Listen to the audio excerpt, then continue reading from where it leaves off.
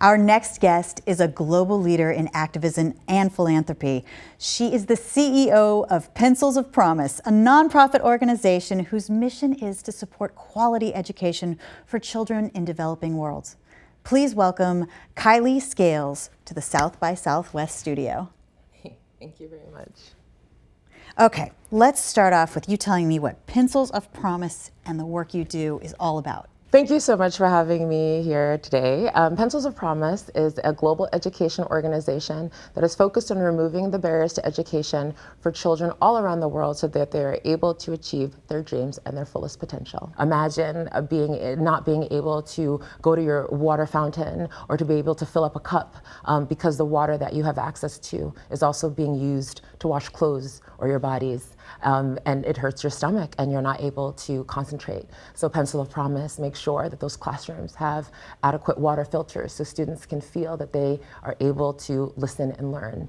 And then most importantly, or one of the most important things, particularly now during this Women's History Month and in celebration of, Pencil of Promise pays particular attention to our women and girls, because women and girls are very important to this world. And we want to make sure that women and girls are able to matriculate and become the people that they were intended to be so they can give back to their communities and nurture their environments. And so what Pencils of Promise does is we make sure that women and girls don't have barriers to education by something as simple as having their period. Because we know in some areas of the world, if you have your period and you're a girl, you're encouraged to stay home. And if you have to stay home for 5 days, out of every single month, you fall further and further and further behind. And in addition to that, there's a stigma that women face in the way that our bodies work and in getting our periods. And what Pencils of Promise does is we educate both boys and girls on the way women's bodies work, so women feel empowered. We encourage communities to ensure that their daughters and their granddaughters go to school no matter what. And we also make sure that in these areas where disposable menstrual hygiene products can be difficult to access or to get rid of, we teach women and girls and boys how to create sustainable, reusable menstrual health resources and pads that they create very beautifully with materials that they have at home. And it engages women, it takes the stigma away, it engages boys, and it makes us proud and empowered by our bodies. Oh, what a beautiful mission. Thank you. So promoting education in the developing world is an enormous, sometimes amorphous challenge. How does Pencils for Promise focus its efforts to maximize impact? Yes. Well, Pencils of Promise is an organization that ensures that we work with our communities, that we have a sustainable impact. So oftentimes when you see programs, especially development programs, they can fall short because development programs can bring these ideas to different communities without knowing what is needed in communities, without doing not just an assessment, but by amplifying the voices of those that the work is intended to impact most. And one of the most impactful things about Pencils of Promise and why we are able to be sustainable and why we don't just build schools that go empty is because our communities are so involved in not just the building of the schools. And when I say the communities are involved in the building of the schools, our communities are involved in the building. Like they're actually hammer and nails building They're the actually schools. showing up. Yes. So Pencils of Promise provides 80% of the resources to build a school in the countries in which we support, and the communities provide 20%. And you'll see women, mostly women, and men bringing water and labor and using concrete, using their hands in order to build this symbol of hope in a community, this symbol of dreams in a community. You remember what it was like to be in school. You know, dreams are born inside of schools. And in the communities that we serve, these school buildings represent opportunity, represent progress. And so communities are more than excited to when they hear that there is going to be this adequately, beautifully built environment for their students to learn, and that will be there for generation after generation. They're more than excited to come out and to build those schools. And in many of our communities, after the schools are built, there's this incredible inauguration ceremony, and there's confetti, and there's dancing, and there's engagement. People come out in their finest because they know how important it is to have this symbol of opportunity in their community, and they know how much they are now going to be engaged in their children's progress. They know that their entire community will now be transformed by having access to teachers that are well trained, to clean water, to all of our hygiene services that we help support. So it is a real celebration and a real sustainable impact. We don't just transform a child every single day. We transform a community and thereby the world. How much pride would you have to be able to build the school your child goes to? Like it just invests everybody in that venture. Many parents, like many parents in all parts of the world, believe that it is their responsibility to provide their children with education, with high quality education and opportunity so that they can thrive and have choices in this world. And so we see parents all of the time absolutely excited to be able to provide this for their children because they believe that it is their purpose. Oh, it's wonderful. So explain why it's important for Americans to support education globally, and what are some of the unique challenges that we should know about?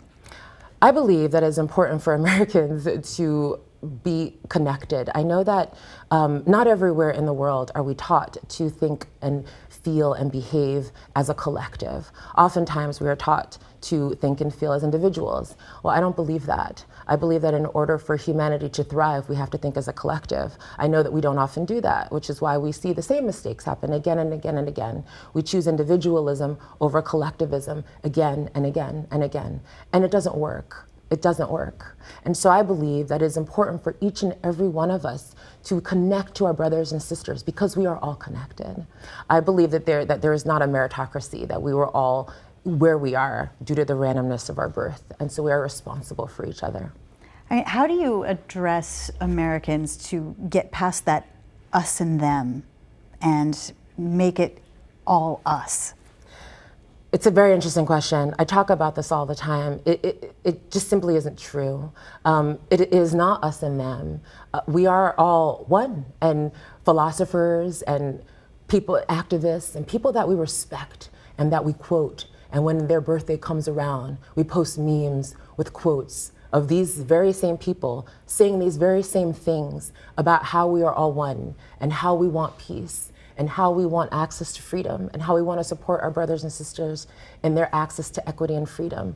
But we don't do that. And so if we know it, but don't do it, what is that? What becomes of us? So I encourage each of us to believe what we say, to believe what we promote on social media and in other places, and to understand the truth. And the truth is that there is no us and them. It is only us. Thank you. Traditionally, boys have consumed the lion's share of education funding. What steps do you take to ensure schools and programs offer girls equal and equitable opportunities? Yes. As I was saying earlier, with Pencils of Promise, in the communities that we work, oftentimes there is this gender disproportionate representation.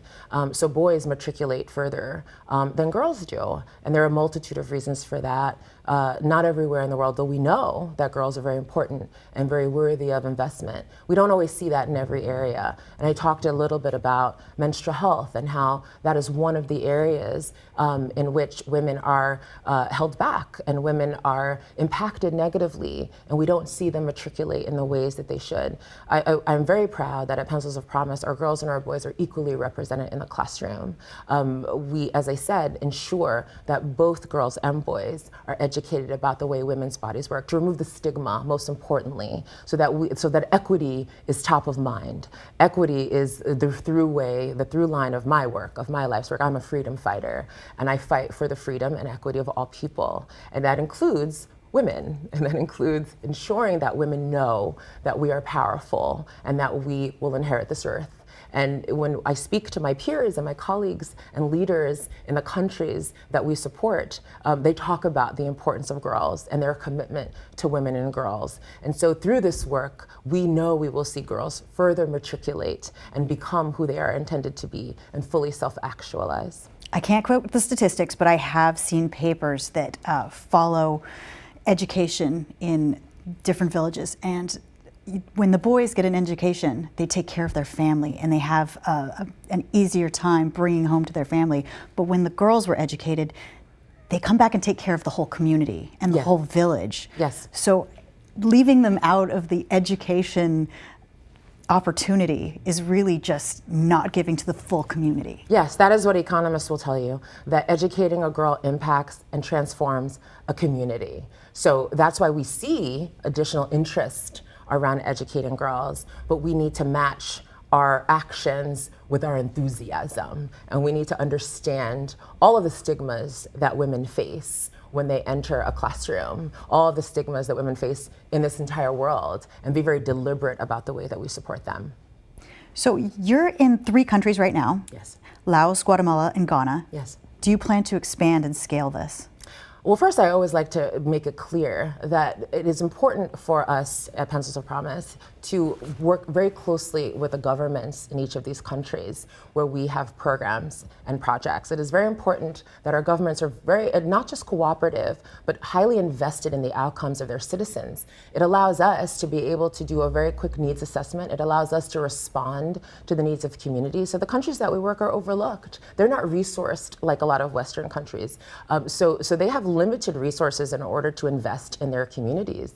And so we are able to help because we know that every individual's prosperity on this planet will have the ripple effect to impact prosperity for every individual on this planet. So it's important for us to be able to work very closely with country governments to be able to do what we need to do. So as we expand, as we think about what scale looks like, as we set very ambitious goals for the next few years of impacting many, many more students, teachers, and full communities, we will continue to work in environments where we have very good relationships with our countries and our country governments to help them achieve their goals so that we as a society can achieve our global goals. What's on your bucket list right now? Where would you go? Do you have a target country that you really want to go to? Well, the pandemic has prevented me from really going to all of our programs, so I cannot wait to be able to visit our programs, probably first in Ghana, I cannot wait, and then to see many of our other countries and meet all of our students and all of our leaders. So I've traveled the world quite a bit, and I'm feeling a bit of wanderlust. I hear you, I hear you. Been in the house for a few years, so I very much look forward to being able to see my global community once again. Well, building off that, has COVID had the same impact on Pencils of Promise schools as it had here? How did you conduct remote alternative learning in places with limited internet and accessibility? Yes, thank you for asking that. We all have experienced the impact of COVID. Students everywhere are experiencing, as you said, disparate outcomes and differentiated outcomes being based at home because we see that not every student is equal, not every family has the same experience. And so our countries have seen that very acutely. We've had students that have not been able to be in classroom. One thing that I'm very proud of is that even though students haven't been in classroom, because Pencils of Promise employs primarily national staff members, people who are based in country and who have a lot of experience with communities and country, we've been able to keep many services going. We've been able to improve schools while students weren't in them. We've been able to provide those resources that students have been missing by not being in schools. Oftentimes when the pandemic hit, students had to leave schools and their books were still at school. They were completely interrupted. And so because we have such strong connections with our communities, because our staff lives near and within the communities, we were able to provide additional resources and books and things to students and parents. We were able to provide them with support. We were also able to innovate. So in times where we were unable to provide like you said, internet access and things like that. In Ghana in particular, there was radio programming and we were able to reach students through the radio and provide those basic lessons. What we're experiencing now is reintegration. So schools are reopening, sometimes in some cases after 2 years after it being the start of the pandemic. And the concern now is being able to meet those students where they are because they all had different experiences while they were not in classroom. Many of them experienced trauma from experiencing the pandemic within their homes. Many of them feel trauma from being taken away from their peers and their teachers. teachers are feeling a bit uneasy about heading back into the classroom.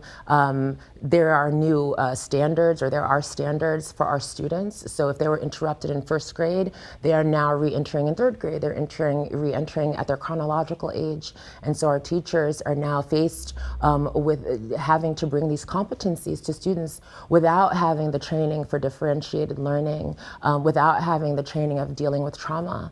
And school we also have to think about bringing that fun, a part of what POP does, because it ensures that students are seen holistically and that we're able to provide everything that a student needs in order to thrive.